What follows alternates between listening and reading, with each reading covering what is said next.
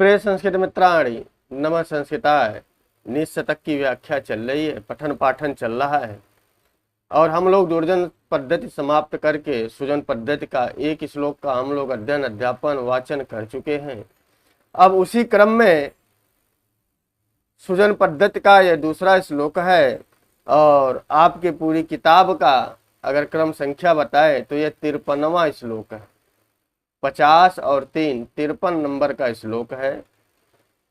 क्रम किसी में प्रकाशन की वजह से आगे पीछे हो सकते हैं, लेकिन जो खासकर यूपी में प्रचलित किताब है उस किताब के क्रम में यह श्लोक 53 नंबर का है। तो आइए, वीडियो अच्छा लगता हो तो लोगों तक पहुंचाने का प्रयास करें और इससे यदि आप लाभान्वित होते हो तो सब्सक्राइब करना ना भूलें। तो आइए हमारे साथ वाचन कीजिए। और बहुत ही मधुर छंद है, विलंबित छंद है। इसका नाम है, कभी यह तेजी के साथ पढ़ा जाएगा, कभी विलंब के साथ पढ़ा जाएगा, इसीलिए इस छंद का नाम द्रुत विलंबित पड़ा। तो आइए पहले छंद के लक्षण को पढ़ते हैं, उसी के आधार पर इस श्लोक को पढ़ेंगे। अच्छा लगेगा तो लाइक अवश्य कीजिएगा। के द्रुत विलंबित माह नभो भरौ, द्रुत विलंबित माह नभो भरौ। बताया जिस छंद में नगड़ भगड़ भगड़ रगड़ हो, अर्थात जिस छंद में प्रत्येक चरण में 12-12 मात्राएं हों और नगड़ भगड़ भगड़ और रगड़ का संयोग करती हों, ऐसे छंद को द्रुत विलंबित छंद कहते हैं। ये तो लक्षण रहा। अब आ जाइए, हम लोग इस पे चलते हैं कि विपदि धैर्य मथाभुदय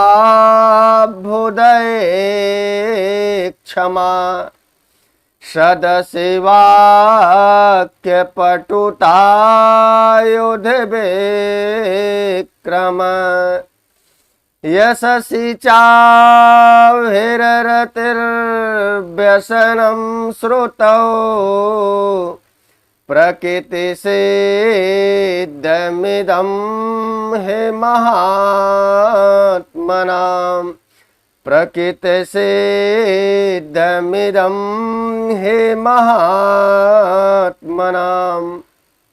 इसमें भर्तृहरि बता रहे हैं कि सज्जन में और जो महात्मा लोग हैं, जो सज्जन लोग हैं, उसमें कुछ गुण प्रकृति स्वभाव से ही सिद्ध होते हैं, माने जन्म से ही उनके अंदर पाए जाते हैं। जो महात्माओं के गुण से युक्त होते हैं उनमें यह गुण स्वतः स्वभावतः माने स्वतः उनके अंदर विद्यमान होते हैं। अब बोले कौन कौन से गुण विद्यमान होते हैं, तो यहां पर बताया कि विपदि, आप स्लाइड देखते रहिएगा, विपदि अभुदय सदसि युधि यशसि और श्रुतौ। सब में सप्तमी लगी है अधिकरण के अर्थ में, सब में सप्तमी है। विपदि हो गया, अभुदय हो गया, सदसि हो गया, युधि हो गया, यशसि हो गया, श्रुतौ हो गया। एक एक करके अर्थ जानेंगे। अधिकरण सप्तमी माने अधिकरण के अर्थ में, अधिकरण के विषय में सप्तमी का प्रयोग हुआ है। कुछ है इसमें जो बताने लायक था। क्षमा धातु है, क्षम अंग टाप करेंगे तो जो ङ है वह हलंत्यम से इसकी इत संज्ञा हो जाएगी, तस्य लोप से लोप होगा, अ बचेगा। टाप में जो प है उसकी भी हलंत्यम से इत संज्ञा, और ट का चुटू से, एक चुटू सूत्र है, चुटू सूत्र से टा का भी लोप हो जाएगा, केवल आ शेष बचेगा। प का जो है टाप में जो प दिखाई पड़ रहा है ये भी हलंत्यम से इत संज्ञा, तस्य लोप से लोप।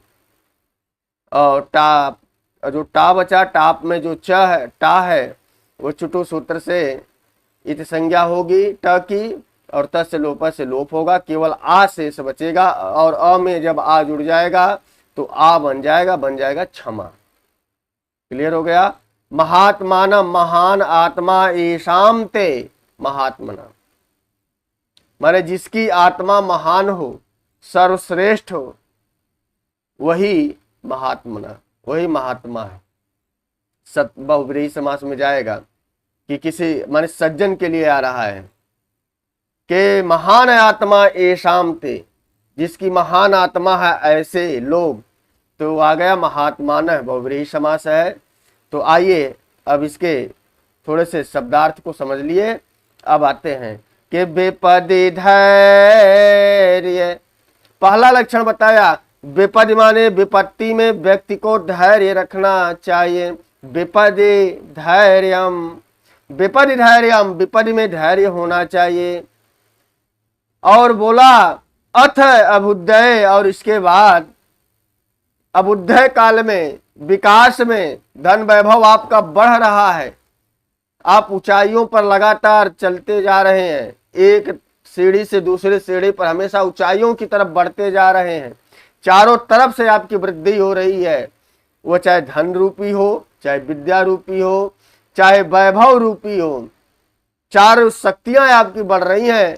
तो यहाँ पर भर्तृहरि ने बताया आपको अहंकार नहीं करना चाहिए, क्षमा होना चाहिए।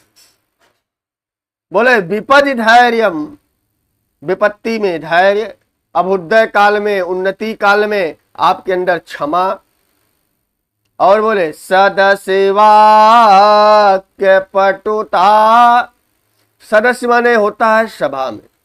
यदि आप किसी सभा में बैठे हैं तो उसमें चतुराई से बोलना चाहिए, आपके अंदर वाक्य पटुता होनी चाहिए, बड़बड़ नहीं करना चाहिए, ठोस कम बोलो, ठोस बोलो। वही भर्तृहरि कह रहे हैं कि आप अगर किसी सभा में बैठे हैं और अपने को वहां पर दिखाने के लिए ज्यादा बोलेंगे, बेमतलब का बोलेंगे, यह गलत है। बोले सभा में वाक्य पटुता होनी चाहिए, चतुराई से बोलनी चाहिए। और बोले युद्ध विक्रम, युद्ध में पराक्रम होना चाहिए। युद्ध में क्या होना चाहिए? पराक्रम होना चाहिए। यदि आप युद्ध के क्षेत्र में हैं, आपको पराक्रम होना चाहिए, साहस होना चाहिए। साहसी जो नहीं होगा वह युद्ध का मैदान छोड़कर भाग जाएगा। भर्तृहरि ने यही बताया कि विपदि सप्तमी लगी है, धैर्यम, विपदि में धैर्य। अभुदय सप्तमी लगी है कि उन्नति काल में व्यक्ति के अंदर क्षमा होनी चाहिए। सदस्य, सभाओं में लिखा है वाक्य पटुता, वाणी की चतुराई होनी चाहिए, बोलने में चतुराई होनी चाहिए। और युद्धि सप्तमी लगी है कि युद्ध में, लड़ाई झगड़े में आपके अंदर पराक्रम होना चाहिए, साहस होना चाहिए। और बोला यशसे चाभिर रतिर, रति ही है, विसर्ग का र हो गया तो रतिर बन गया। बोले यशसी अभिरति, यश में आपकी रुचि होनी चाहिए। यश में आपकी क्या होनी चाहिए? रुचि होनी चाहिए। अगर आप यश है, आपका यश कीर्ति है, तो आप में उसका रुचि होना चाहिए। यश है, अगर आप उसमें रुचि नहीं रखेंगे तो आपका यश नहीं होगा। यदि आप यशवान हैं, आपका यश बढ़ रहा है, समाज में बढ़ रहा है, आपको देखकर लोग मोटिवेट हो रहे हैं, आपको देखकर लोग पढ़ने की तरफ प्रेरित हो रहे हैं, यही तो यश है। आप हमें देख रहे हैं, सुन रहे हैं, कुछ तो कारण होगा। तो यहां पर वही बताया कि यश में रुचि होनी चाहिए। और अंत में बताया व्यसनम, तो आगे लिखा था चाह। ऊपर से बताते आए, कामा कामा लगाते आए कि विपदि धैर्यम, कामा लग गया। अभुदय क्षमा, कामा लगा दिया। सदस्य वाक्य पटुता, कामा लग गया। युद्ध विक्रम, कामा लग गया। यशस्वी अभिरति, यश में रुचि होनी चाहिए, यश में रुचि रखना चाहिए। और तो उसके लिए आया है च, च अभिरति था तो च आ जाएगा बाद में। च व्यसनम श्रुतौ, श्रुतौ माने होता है वेद शास्त्र आदि का अभ्यास करना चाहिए। व्यसनम माने होता है आसक्ति, व्यसनम माने होता है लगाव, व्यसनम माने आसक्ति भी होता है और व्यसनम माने लगाव भी होता है।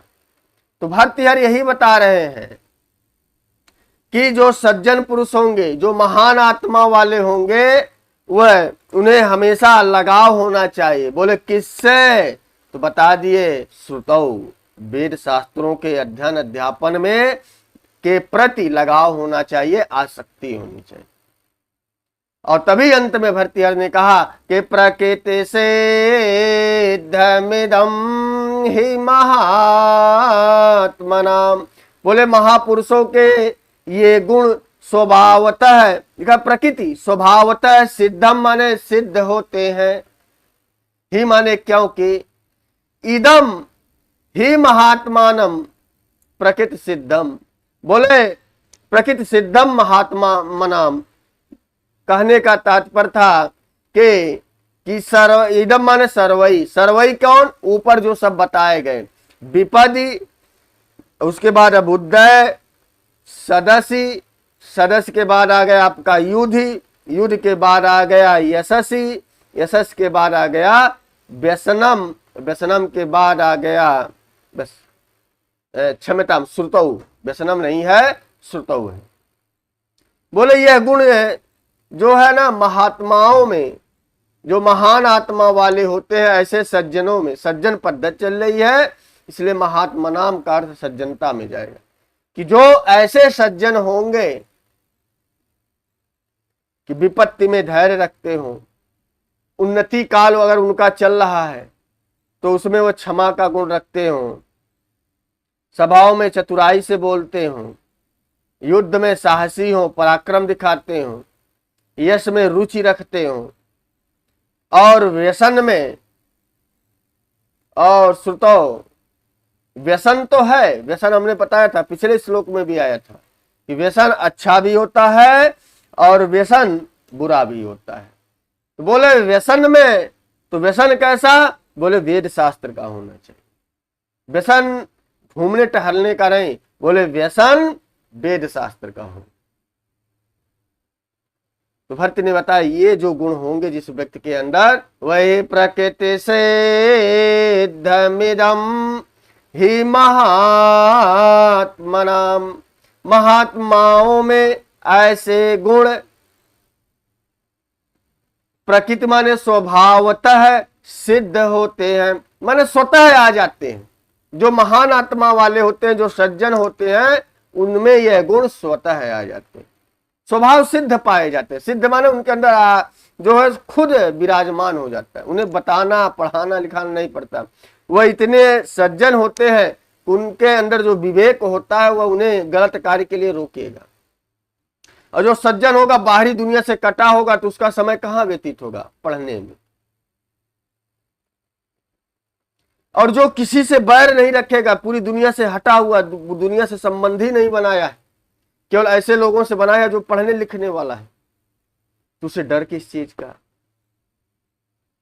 और यश के लिए रुचि है कि हम पढ़ेंगे, एक दिन जो है हम जॉब को पा जाएंगे, उस यश के लिए रुचि है क्या? उस ग्रंथ को पढ़ने में।